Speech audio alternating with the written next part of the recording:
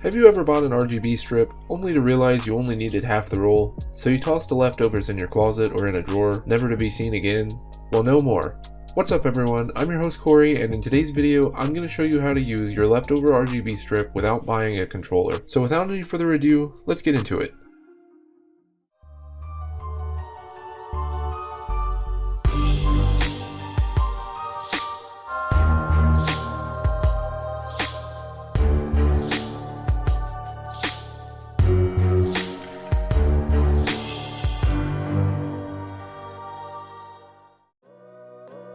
Before we begin, you're obviously going to need an RGB strip. This tutorial applies to the standard white LED strips as well. Just make sure your LED strips are not addressable, as this won't work for addressable strips. Next, you'll need a 12 volt power supply. This can be anything from an Xbox 360 power supply to a generic wall adapter.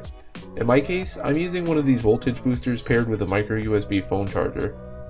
I'll leave a link in the description below if you're interested in buying one. Just keep in mind that if you use one of these, you'll also need a multimeter to make sure you're at the correct voltage. Finally, for the tools, you'll need a soldering iron and solder, as well as a knife and scissors. Now obviously, I know not everyone knows how to solder, but hear me out, it's an awesome skill to have and it's cheap and easy to learn. There are lots of great tutorials on YouTube that teach you how to solder, and as for price, you can pick up a soldering iron for less than $15 on Amazon with a roll of solder included.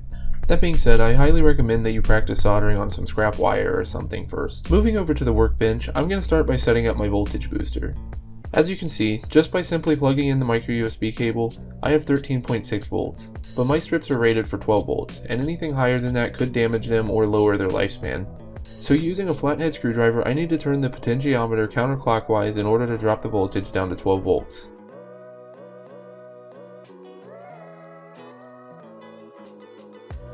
Now I can solder my 12 volt and ground wires to the output pads on the converter.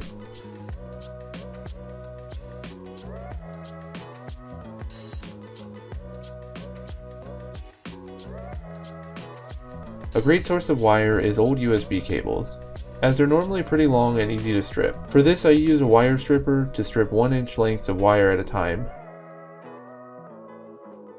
I then pull the sleeve off one piece at a time.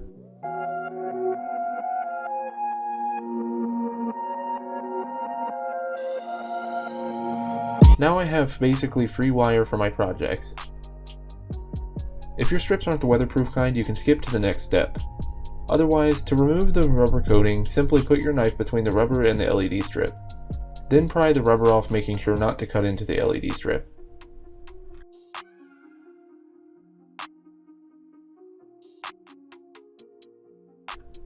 Now you can solder your 12 volt wire to the 12 volt pad on the LED strip.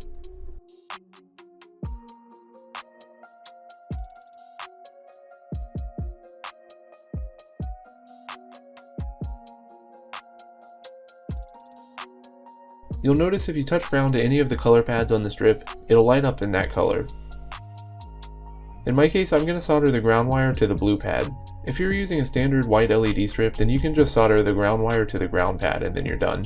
Unfortunately, since we're just hardwiring the color, you won't be able to have any of the effects that the controller would provide. You can mix colors though. Simply solder an extra wire to the same pad as your ground wire, and then solder the other end to the color that you want to mix with. In my case, I chose to mix blue with green to make a lighter blue color.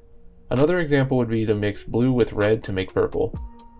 But that's all I have for this one. I hope you found this tutorial helpful, and if you did, be sure to hit the like button. If you want to see more content like this as well as budget reviews and DIY projects, be sure to subscribe and hit that bell icon so you won't miss any future videos. So as always, I hope to see you in the next one. Later!